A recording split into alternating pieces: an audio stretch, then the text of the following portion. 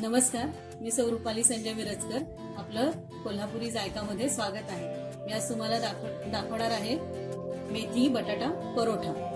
त्यासाठी लागणारं साहित्य आहे गव्हाचं पीठ, कोथिंबीर, ओवा, मिरच्या, जिरे, उकडून स्मॅश केलेला बटाटा, कसुरी मेथी, पाणी, हिंग आणि मीठ.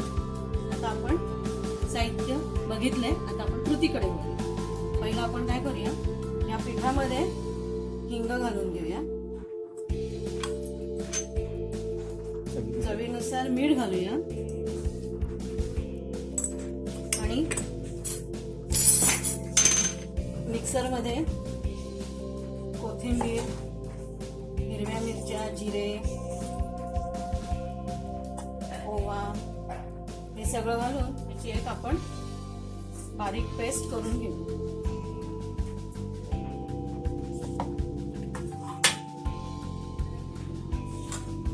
आता आपलं हे वाटण तयार झालेलं आहे, ते आपण या पिठात घालून घेऊ.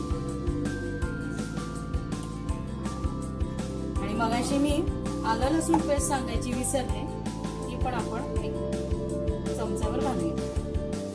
तसंच त्याच्यात कसुरी मेथी मी आता घालणार आहे. ही जवळजवळ अर्धी वाटी आहे. तुम्ही याच्यामध्ये बारीक मेथी चिरून घातली तरी चालते. आणि हा उकडलेला बटाटा आपण त्याच्यात घालून आता हे व्यवस्थित मिश्रण मळून घेऊ.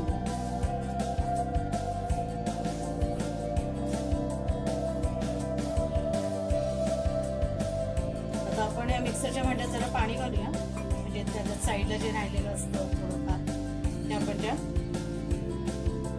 पिठात घालून मळून घ्या. जास्त पाणी घालायचं नाही. आपण जशी कणिक मळतो चपातीची तशा पद्धतीनेच मळायचं. उकडलेला बटाटा घातल्यामुळे पाण्याचं प्रमाण जरा कमीच लागतं. हे आता एकसारखं करून मळून घेऊ. जसं पाणी लागेल त्या हिशोबाने पाणी घेऊया.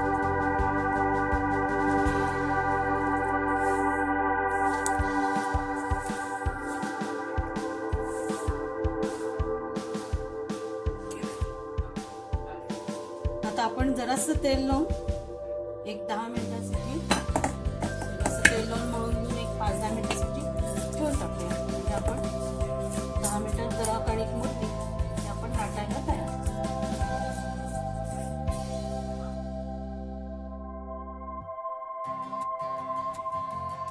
आता आपली 10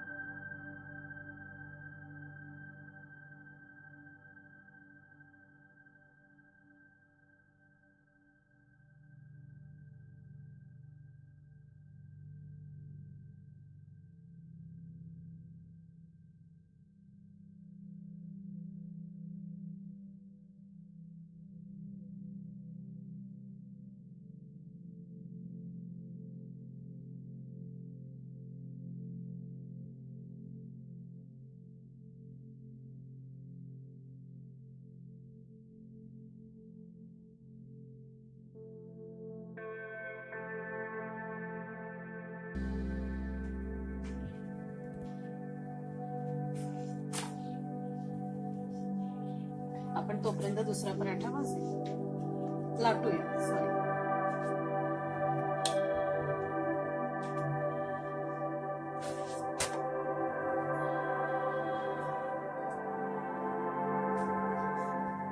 कसुरी मेथी घातल्यामुळे त्याला एक असा खमंग वास सुटलेला आहे.